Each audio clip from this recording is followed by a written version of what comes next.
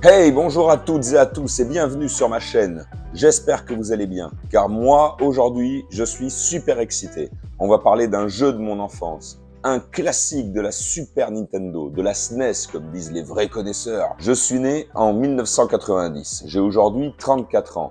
Ce qui fait que j'ai grandi avec la génération Mega Drive et Super Nintendo. Mais aujourd'hui, je n'avais pas envie de vous parler d'un jeu ultra connu, style Mario ou Sonic, que tout le monde connaît et tout le monde a déjà dit tout ce qu'il y avait à dire dessus. Non, aujourd'hui, j'avais envie de vous parler d'un jeu qui m'a profondément marqué, que j'ai adoré, que j'adore relancer de temps en temps comme ça. Il s'agit de Zombies. Oui, alors en Europe, le jeu s'appelait Zombies, mais aux États-Unis, le vrai titre, c'est Zombies Ate My Neighbors. Désolé pour mon accent. Développé par LucasArts et édité par Konami. J'avais vraiment envie de vous parler de ce jeu, car je trouve que, malgré son statut de jeu culte, on l'a légèrement oublié, alors qu'il vaut vraiment le coup, et il était vraiment en avance sur son temps. Laissez-moi d'abord vous parler du scénario. Nous sommes donc face à Zeke, je sais pas comment ça se prononce, et Julie, qui doivent sauver leurs voisins tout en exterminant des hordes de zombies et d'autres monstres qui ont été créés par l'horrible Dr. Tong. Tong.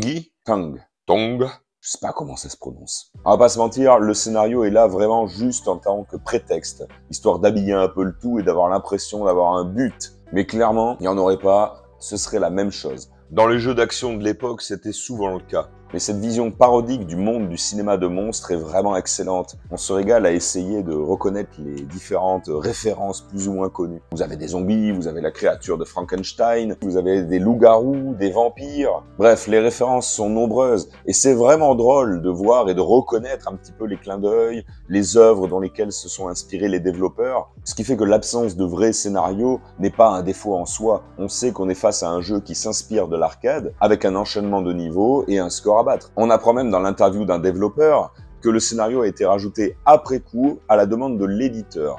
Sachant qu'en plus, les graphismes sont vraiment dans la moyenne haute de ce qu'ils faisaient à l'époque. Alors oui, avec notre regard actuel, c'est assez difficile de juger des graphismes d'un jeu vieux de plus de 30 ans.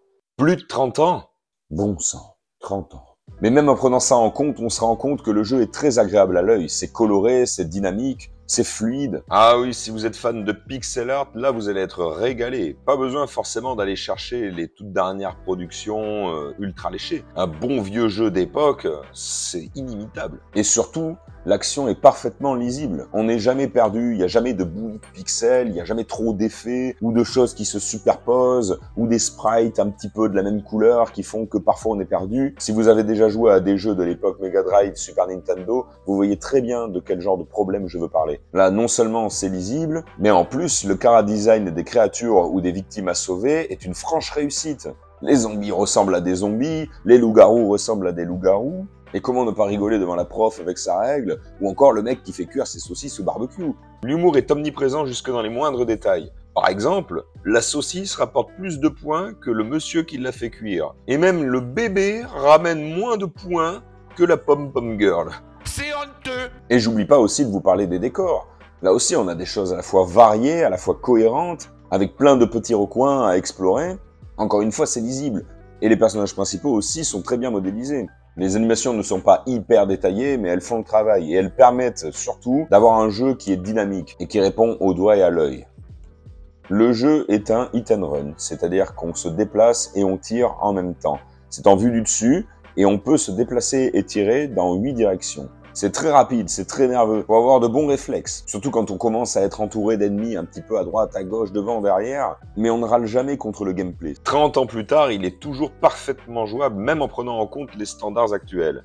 Alors oui, certes, c'est un jeu de 93. Il n'y avait pas autant de boutons sur les manettes à l'époque. Et ça se ressent un peu dans le gameplay, notamment dans la gestion de l'inventaire. En fait, pour vous expliquer, vous avez deux catégories d'armes, les armes principales et les armes secondaires. Dans les armes secondaires, il peut aussi y avoir des objets qui vous soignent ou qui peuvent distraire les ennemis. Vous avez un bouton pour utiliser les armes principales, un pour utiliser les armes secondaires, et ensuite, pour naviguer dans l'inventaire, vous avez un bouton pour faire défiler les armes principales et un autre pour faire défiler les armes secondaires. C'est vrai qu'aujourd'hui, on mettrait un menu radial ou quelque chose d'un peu plus ergonomique. Là, il y a une petite gymnastique mentale à comprendre qu'il faut appuyer sur les boutons, faire défiler les armes. Et effectivement, quand c'est un peu la panique et qu'on loupe l'arme qu'on voulait prendre, il faut faire défiler toutes les autres armes afin de revenir sur celle qu'on voulait prendre initialement. Sachant que le nombre d'armes est vraiment très conséquent. Et puis je peux vous assurer qu'il y a des moments où quand vous êtes dans le feu de l'action, c'est vraiment la panique. Mais au final, une fois qu'on a pris le pli, je vois pas vraiment d'autres défauts dans le gameplay. Comme je viens de le dire, il y a vraiment beaucoup d'armes. Très vite, c'est à vous, en fait, de tester les différentes armes sur les différents types d'ennemis. Et vous allez vous rendre compte qu'il y a des armes qui sont extrêmement efficaces sur certains types d'ennemis. Et ça, c'est bon. Plus vous avancez, plus vous expérimentez, puis vous vous souvenez, ah oui, tel ennemi, il faut que j'utilise telle arme. Je peux vous dire que venir à bout des 56 niveaux, ce sera pas une mince affaire, mais c'est faisable, avec une bonne stratégie. L'aspect gestion des ressources est vraiment hyper important, et c'est super bien pensé. Au début, on trouve plein d'armes, plein de munitions, on est tenté un peu de les utiliser n'importe comment, mais il faut vraiment apprendre à savoir quand utiliser quelle arme sur quel type d'ennemi. C'est beaucoup plus stratégique que ça en a l'air. Il faut savoir économiser les munitions et quelles ressources utiliser à quel moment. Et c'est là pour moi tout le génie du jeu. Derrière un côté très simple, très basique, arcade, finalement il y a tout cet aspect gestion des ressources et prise de décision qui est hyper intéressant. Il y a aussi un aspect aléatoire. Dans les différents niveaux, on peut fouiller les jarres, les poubelles, les placards, et on n'est pas sûr d'avoir toujours les mêmes armes aux mêmes endroits. Parfois, il y a même des pièges. Et ça donne au jeu un petit aspect roguelite finalement. On recommence une run, on voit jusqu'à quel niveau on arrive, quel score on fait, puis on meurt, on recommence, et on se lasse pas. À chaque fois, on va un peu plus loin, on découvre de nouveaux ennemis, de nouvelles zones, de nouveaux décors. Même si c'est vrai qu'au bout d'un moment, ça se répète un petit peu. Mais disons que les configurations d'arènes et de types d'ennemis changent, ce qui permet de renouveler quand même le plaisir. Puis bien sûr, le jeu est parfaitement jouable en solo, mais il est aussi pensé pour être joué à deux. Et alors là, je peux vous assurer que vous allez passer des soirées inoubliables. Vous appelez votre meilleur pote, vous prenez un pack de 12 et vous vous mettez devant Zombies. Pourquoi je peux pas enregistrer? Ah mais je suis con, de toute façon j'ai mis sur OBS. Oui, c'est évident. T'as mis sur OBS. Il a mis sur OBS. Hein. Le mec, c'est 5, la saucisse, c'est 100 points. Oh, j'ai fait les tirs en amont. Attends. Attends, il y a des trucs. Mais on en vient de là. Mais non. Mais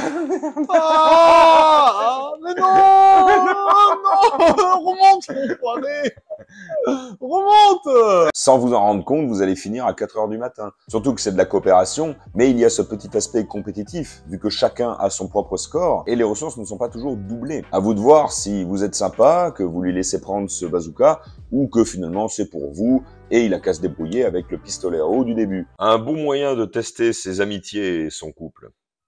Oh, t'arrêtes de me prendre tous les bonus là? Ouais, j'ai voulu te le laisser, mais tu l'as pas pris.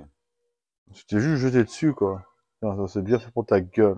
J'aimerais évidemment aborder, comme dans toutes mes critiques, la bande-son et le sound design d'une manière générale. J'ai toujours été impressionné avec les limitations techniques de l'époque, de voir à quel point ils arrivaient, les développeurs, quand ils se donnaient un petit peu les moyens, à faire des musiques vraiment de qualité, vraiment entêtantes, entraînantes, des choses qu'on retient et qui nous marquent et que même encore aujourd'hui, ça nous arrive de les chantonner dans notre tête, quand on est joueur, bien sûr. Et ce Zombies ne déroge pas à la règle. Les musiques sont absolument incroyables. Mais vraiment, je vais vous mettre quelques extraits.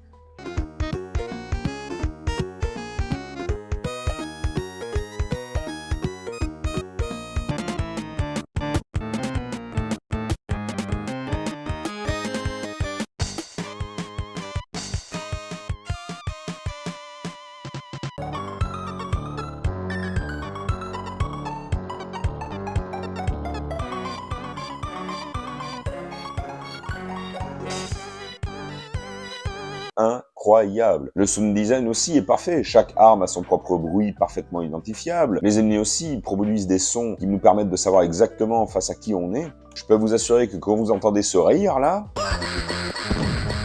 avant même de voir l'ennemi à l'écran, vous savez que vous allez passer un sale quart d'heure. Vraiment, il n'y a jamais de moment de bouillie sonore où on comprend rien, où tous les bruits se superposent et c'est juste dégueulasse. Et ça, à l'époque, c'était déjà ce qui distinguait les bons jeux du reste. Il n'y a pas à dire, c'est excellent. Bref, au final, et comme je l'avais dit dès l'introduction, j'adore ce jeu. Pour moi, c'est un jeu absolument culte de la Super Nintendo. Alors oui, je sais qu'il est sur Mega Drive, mais moi, à l'époque, j'y ai joué sur Super Nintendo. Et vraiment, si vous êtes passé à côté à l'époque, je vous recommande absolument de le faire. Alors, si vous voulez jouer à l'original, malheureusement...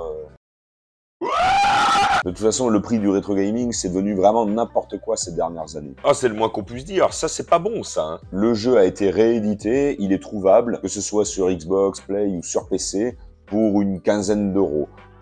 Alors il n'est pas tout seul, il est vendu avec sa suite. Et je dois vous avouer qu'avant d'acheter ce pack, je ne savais même pas qu'il y avait une suite.